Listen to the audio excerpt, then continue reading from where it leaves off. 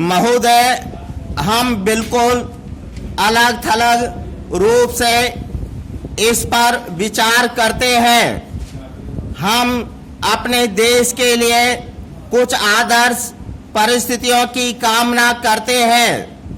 ऐसे अवसरों पर हम इतिहास और संसार के अन्य देशों के अनुभवों का ध्यान नहीं रखते। समस्त मानव इतिहास में यह देखा जा सकता है कि किसी भी देश में यह नहीं हुआ कि अर्थव्यवस्था निरंतर प्रगति ही करती जाए। यह सर्वोत्तम रूप से व्यवस्थित और सर्वाधिक विकसित देशों तक में नहीं हुआ।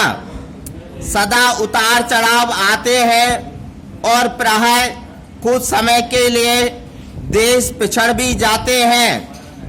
यदि देश में सूखा पड़ता है अथवा मंदी आती है तो यह ऐसी समस्याएं हैं जिन पर रचनात्मक आलोचना के द्वारा विचार किया जाना चाहिए।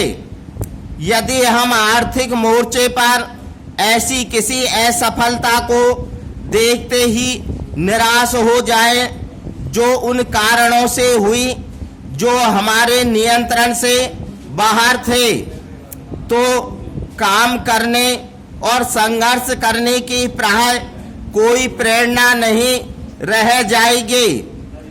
जब इस वर्ष मार्च के महीने में सरकार ने कार्यभार संभाला तो देश के सामने अकाल मुंह बाए खड़ा था।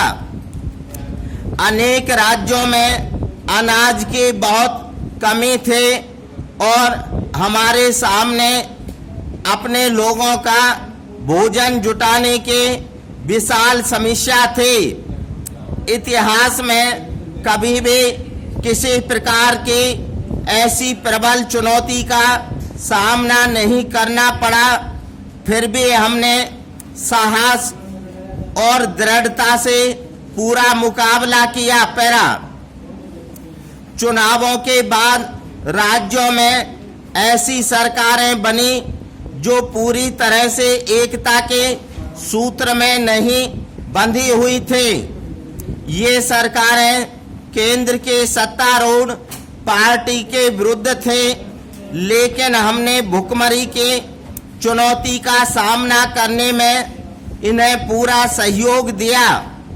विपक्ष के सदस्य चाहे कुछ भी कहें, पर वे यह नहीं कह सकते कि हम सफल नहीं हुए।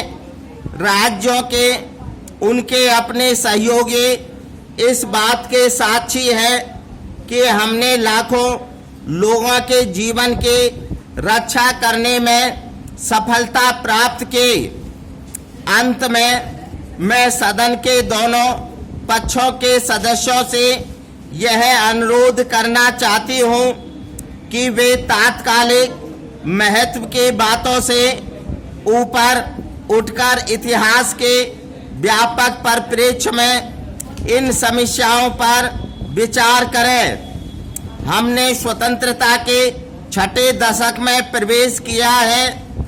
देश की आधी जनता का जन्म स्वतंत्रता के बाद हुआ है। अतः इन लोगों को इस बात की जानकारी नहीं है कि गुलामी का क्या अर्थ होता है और वे नहीं जानते कि गुलामी समाप्त करने के लिए कैसा संघर्ष करना पड़ता है। स्टॉप।